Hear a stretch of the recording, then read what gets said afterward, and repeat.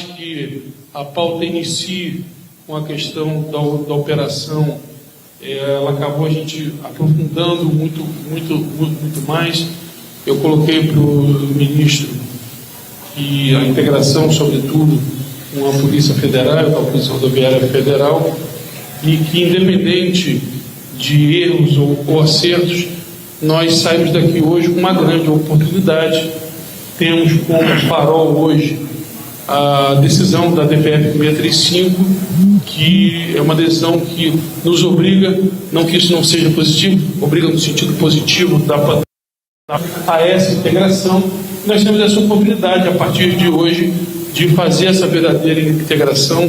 Todos nós temos o mesmo objetivo, que é dar segurança pública às pessoas. Fiquei feliz em compreender do ministro e de sua equipe a mesma lógica que nós temos, que o problema da segurança pública, apesar de ser um problema do país inteiro, o ministro já disse que esse problema até é mais que nacional, é transnacional. Numa fala outro dia, nós dois juntos no Jornal Globo, tivemos um diálogo, e que, em virtude disso, ou até consequente a isso, se o problema é nacional e transnacional, o Rio de Janeiro é um dos principais epicentros desse problema, e assim tem que ser tratado de uma maneira muito especial. Nos colocou, sem querer antecipar a fala dele, mas nos colocou algumas ofertas do governo federal, prontamente aceitas. Eu coloquei as agruras do governo estadual, conversamos sobre propostas, e daqui saiu uma proposta concreta, a criação de um escritório emergencial de enfrentamento ao crime organizado. Esse escritório será coordenado pelo Dr. Vitor Santos, pelo governo do Estado, e pelo Dr. Saúl, pelo governo federal, a fim de que as nossas ações sejam 100% integradas a partir de agora, inclusive na perspectiva de vencermos possíveis burocracia, integrarmos inteligências, respeitando as competências de cada órgão, mas tentando eliminar barreiras para que nós possamos, de fato, fazer uma segurança pública que atenda o nosso verdadeiro e único cliente, que é o cidadão, que é aquele que está nas ruas todo dia, que é aquele para qual é o grande motivo do poder público e das instituições existirem, que é o atendimento ao cidadão. Creio que temos muitas possibilidades de avanço, e saímos daqui hoje todos imbuídos desse propósito comum de melhorar a segurança pública, no nosso caso, do nosso Estado, e no caso deles, do nosso país, através do Rio de Janeiro. Sabemos que temos problemas com lideranças de facções de outros estados aqui, e isso faz ainda mais o governo federal também ter esse interesse, também ter essa responsabilidade junto com o governo do Estado, de nós estarmos avançando na segurança pública. Queria mais uma vez agradecer, e como eu falei mais cedo hoje, todo aquele que vier no intuito de ajudar a segurança pública do Rio de Janeiro, de somar conosco, é extremamente bem-vindo, e agradeço a presença de cada um, Polícia Federal, Polícia Rodoviária Federal, nossos secretários, doutor André, doutor Fernando, doutor Saúl.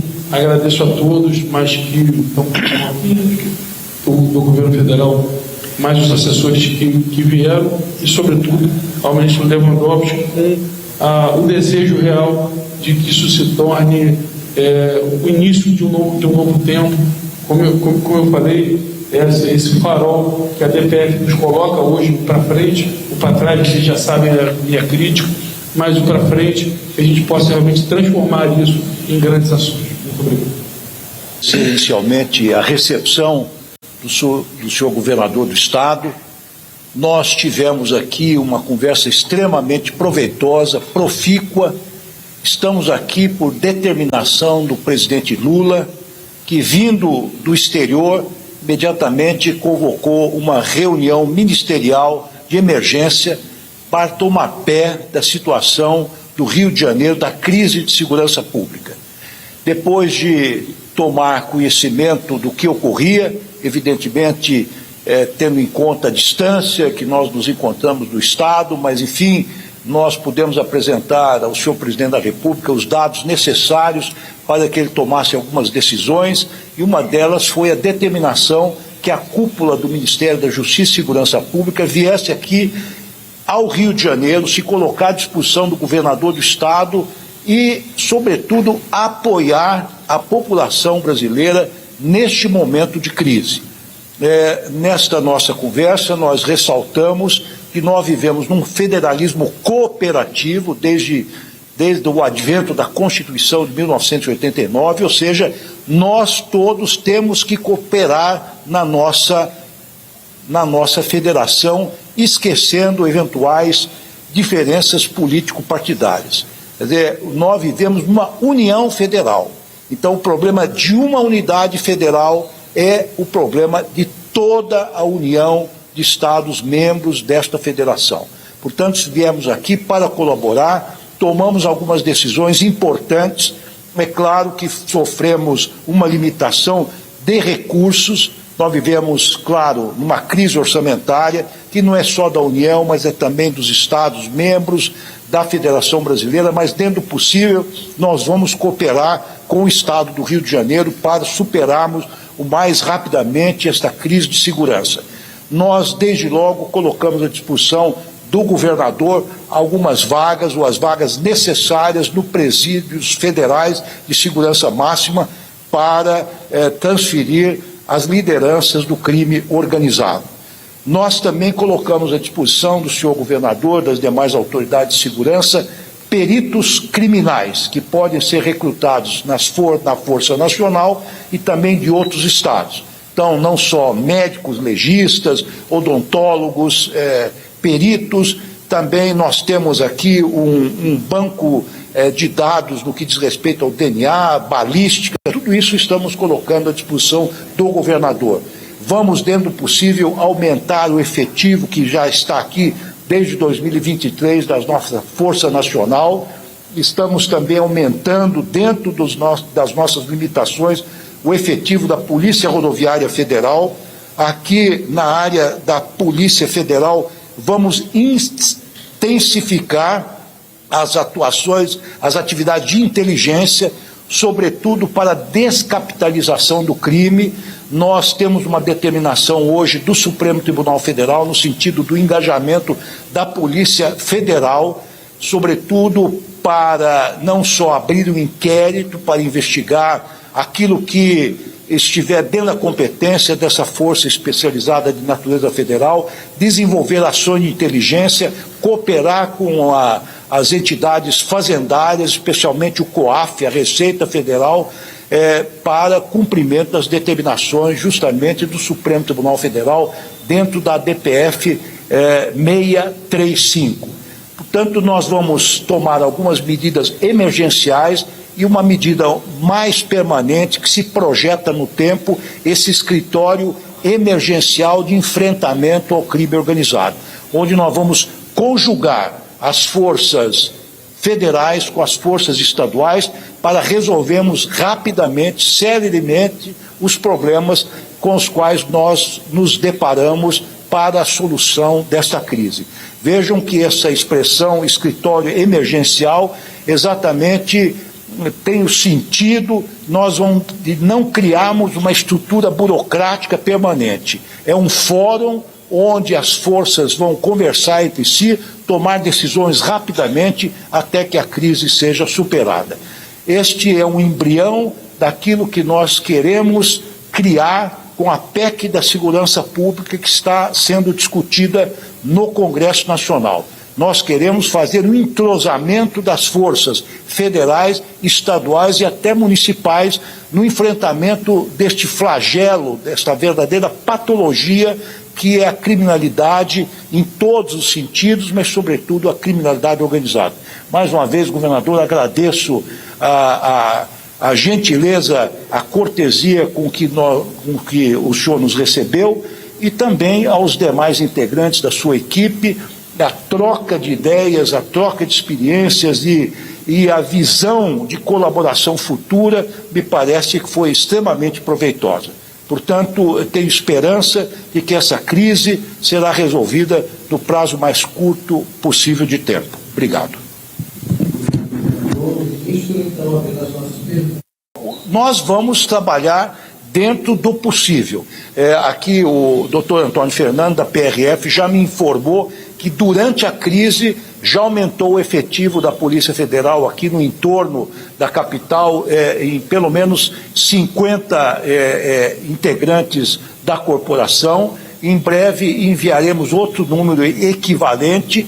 É claro que nós temos um número relativamente pequeno para patrulhar todo o território, todas as rodovias federais, então nós temos que, às vezes, desguarnecer um outro posto, mas nessa situação de emergência traremos mais policiais rodoviários federais. Também vamos ampliar, dentro do possível, o número de membros integrantes da Força Nacional. O senhor governador, ele certamente fará um pedido para que nós, dentro das nossas possibilidades, façamos isso. Esta é uma rotina, é assim que funciona. O governador pede a atuação da Força Nacional, nós estimamos o número de pessoas disponíveis, os valores a serem despendidos e autorizamos isso, o deslocamento destas forças. Então temos aí várias ações, sobretudo essa questão da perícia me parece bastante importante, porque temos um número razoavelmente grande de vítimas e é preciso que esse trabalho técnico pericial possa ser agilizado. Então nós vamos colocar à disposição do governo do Rio de Janeiro o número de peritos necessários ou possíveis dentro das circunstâncias. Então nós vamos atuar em diversos níveis, sobretudo no nível da inteligência, com a Polícia Federal e assim por diante. Ali. Nós estamos falando de uma ação com 119 mortos, a operação mais letal do estado do Rio de Janeiro. Nós tivemos, ao longo das últimas horas, ontem também, a posição da Cúpula da Segurança acerca dessa ação, mas eu queria saber a posição do Ministério da Justiça acerca da operação aqui no Rio de Janeiro. E além disso também, aqui no estado a gente já tem a mudança da nomenclatura para narcoterrorista. E recentemente também a Cúpula da Segurança reuniu documentos, chegou a encaminhar isso para os Estados Unidos pedindo essa alteração de organização criminosa para narcoterroristas. Eu queria saber se há alguma possibilidade do governo federal mudar e em que implicaria essa alteração. Bem, nós não temos nenhuma avaliação sobre a operação aqui realizada no Rio de Janeiro. Ela foi realizada sob a inteira responsabilidade do governo do Estado e de suas próprias forças de segurança. Estamos acompanhando à distância, estamos oferecendo ajuda naquilo que for possível, dentro da competência constitucionalmente estabelecida para as forças federais. Nós temos uma posição que já foi externada várias vezes, inclusive pelo doutor Sarrubo. Uma coisa é terrorismo, outra coisa são facções criminosas. O terrorismo envolve sempre uma nota ideológica, é sempre uma atuação política, uma repercussão social, com atentados esporádicos, sempre tendo em conta, enfim, um determinado fator ideológico. Agora, as facções criminosas, elas são constituídas por grupos de pessoas que sistematicamente praticam crimes que estão capitulados na legislação positiva do país, no Código Penal, na legislação extravagante. Portanto, é muito fácil identificar o que é uma facção criminosa pelo resultado de suas ações. Então, não há nenhum subjetivismo disso. As facções criminosas podem ser avaliadas objetivamente. Já a questão do terrorismo envolve sempre uma apreciação mais subjetiva. Nós temos leis que estabelecem o que é uma organização criminosa e temos também uma legislação que estabelece com clareza o que é terrorismo, como é que devem e podem ser classificados os grupos terroristas. Então são duas entidades ou dois tipos de atuação que não se confundem, e nós, da parte do governo federal, não temos nenhuma intenção de fazer uma mescla desses dois tipos de atuação, até porque dificultaria em muito o combate, enfim, desses tipos de criminosos que são claramente distintos do que diz respeito à sua motivação e à sua atuação.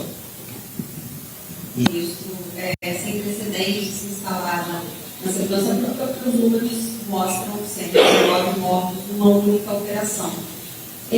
A mobilidade das pessoas ontem foi durante horas comprometida, foi uma situação que acho que ninguém ia ver se repetir no Rio, inédita, como todos nós sabemos.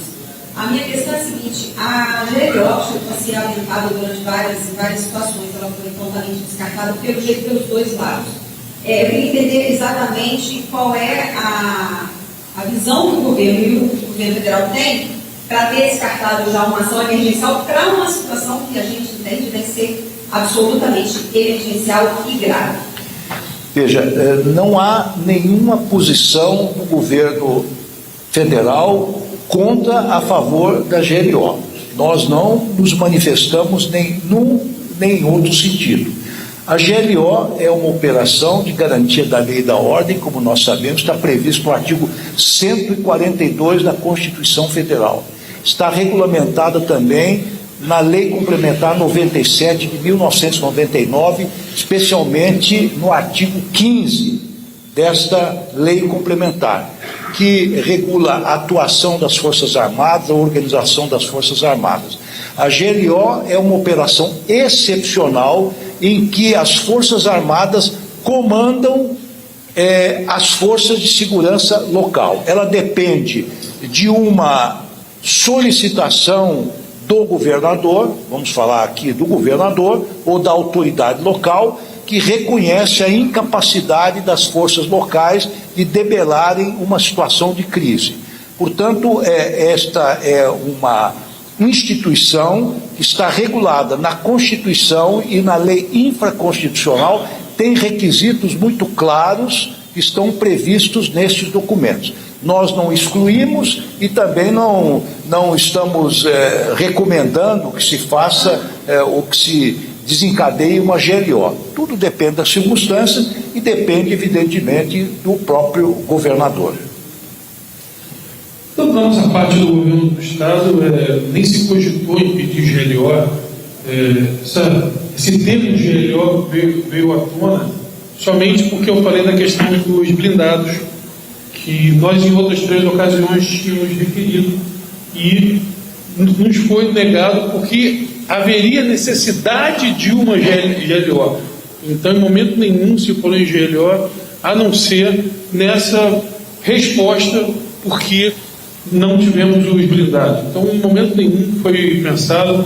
Eu sempre falei, a situação das forças de segurança do Rio de Janeiro hoje são completamente diferentes da situação de 2018. Hoje nós temos uma força de segurança estadual capacitada, hoje nós temos um salário decente, nós temos equipamento, nós temos infraestrutura, temos tecnologia, temos logística. Em momento nenhum eu falei que queria GLO, até porque, de fato, eu não preciso que o governo federal venha aqui fazer o meu trabalho, como em outras épocas se precisou que o governo federal viesse aqui fazer o trabalho do Estado. O que nós precisamos é isso que está acontecendo. Desculpe, estou dizendo que não estão conseguindo me ouvir, deixa eu lhe pedir perdão aqui.